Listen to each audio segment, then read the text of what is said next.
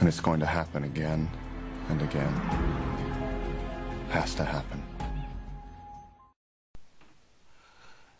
Hey guys, this is the Dark Passenger, just here to review Back to the Future. This film came out in 1985, was directed by Robert Zemeckis. It's basically about Marty McFly. He's sent back in time, 30 years into the past in a time machine, a time-traveling DeLorean that was invented by his friend Dr. Emmett Brown. And he's sent back to 1955, and then basically he has to get his parents together to save his existence, pretty much, because when he got back to 1955, his mother started falling for him, so he had to get him, get his father and her together, pretty much. Otherwise, if he didn't, then him and his his brother and sister would have never existed. And this stars Michael J. Fox as Marty McFly, Christopher Lloyd as Dr. Emmett Brown, Leah Thompson as Lorraine Baines, that's Marty's mother, and Crispin Glover as George McFly. Oh, and also there's this character called Biff, played by Thomas F. Wilson, and this character Biff is always bullying George, Marty's father. And when Marty showed up, he pretty much taught him to stand up to Biff, I guess. Yeah, this movie is awesome, in my opinion. I really like it. It's a classic. One of my favorite science fiction movies. And also the way that he gets them together, his parents.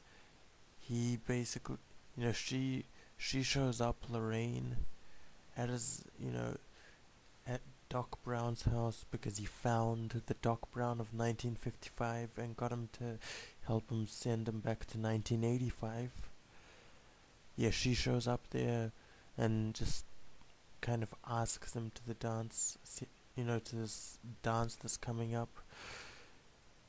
And after that, he kind of agrees to go, but then gets George to show up there, and they were kind of he was gonna act like he was taking advantage of her, and George would come up and actually pretend to save her, I guess. But then it went sideways because Biff showed up. They Biff's friends, I guess, shoved him into the trunk of a car, and Biff ended up in the car. And when George showed up, he was in the car, and after that, he punched out Biff, and that it all played out exactly the way they wanted it. So they ended up together, and he goes back to 1985, and things have changed. Well, minor things. The house has changed, and Biff is all nice and everything.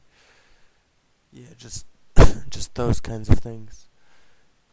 But when he first arrives to 1955, it's pretty cool too. I mean, he really doesn't know where he is or how that happened. He actually thought that he was dreaming. And when he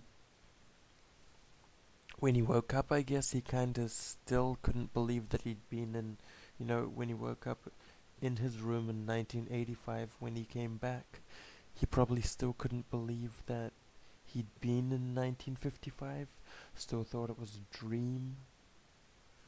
But then, when he woke up, he saw that the house was changed and everything, and I guess he realized it couldn't have been a dream. yeah, and also he has this truck that he wanted, that he saw before he left, before he ended up in the past in 1955, and he basically told his girlfriend Jennifer that it was his dream to kind of take that truck up to the lake, with her. And yeah, when he came back, I guess his dream came true. That truck was in the garage, and he was kind of surprised by it. Then Jennifer shows up, and after that, Doc Brown comes back from the future because he'd gone away to the future the previous night, but then he came back and said that they both have to come with him. Otherwise, they both have to come with him, or there'll be consequences, pretty much. He said that something's got to be done about their kids. Don't know. I didn't really know what that meant the first time I saw this film, but